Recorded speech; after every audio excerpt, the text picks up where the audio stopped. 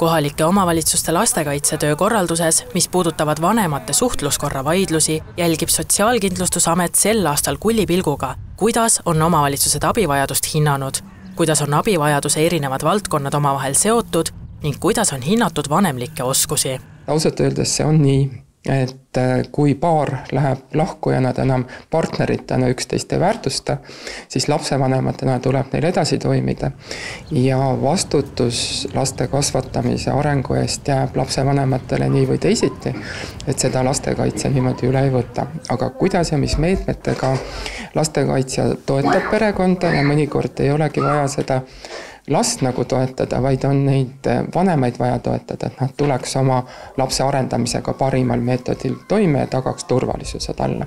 Tallinna abilinnapea Karl-Sander Kase tõdeb, et selliseid juhtumeid, kus vanematel on väga suur vaidlus, kus kannatajaks on alati laps, neid juhtumeid tuleb ühiskonnas järjest juurde.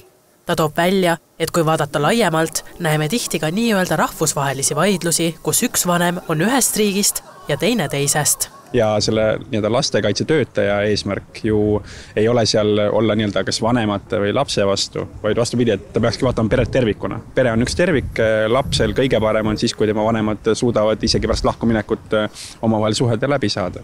Et meie lastekaitsereform ka sellega tegeleb, et need samad keerulised kohtuvaidlused, kus on palju pingeid kõike muud, et tegelikult seal sellest ühest spetsialistist ei pruugi piisata, et seal on ikkagi vaja seda meeskonda tuge, kes kaalub nii juriidilisi nüansse, nii kummagi vanema asjaolusid kui ka lapse oma selleks, et me jooksime sellise kõige parema võimaliku tulemuseni keerulises olukorras.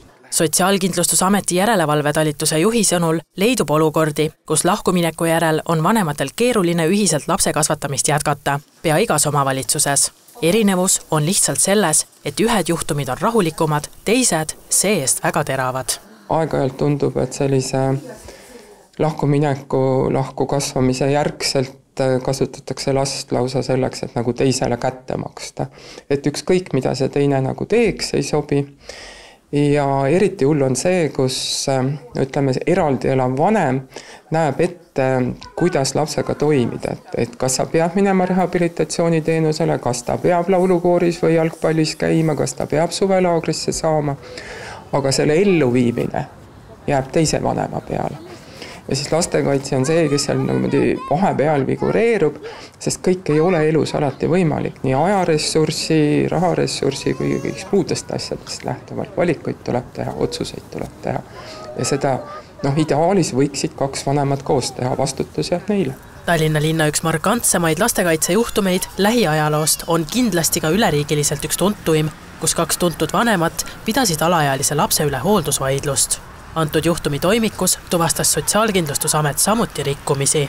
Aus on öelda seda, et see sama SKA järelevalve, mida see ilmestab, et meie lastekaitsesüsteem üheski omavalitsus ei ole ideaalne. Et ka antud juhtumi puhul, millel te viitasite, SKA järelevalve tuvastas Tallinnas puudusi. Üks oli sama, et linnaosade vahel info ei liigu, mille me nüüd ära lahendame. Ja SKA järelkontroll tuleb märtsikuus, kus me tegelikult saame näidata, et kas me oleme vead ära parandanud selle konkreetse juhtumi valguses.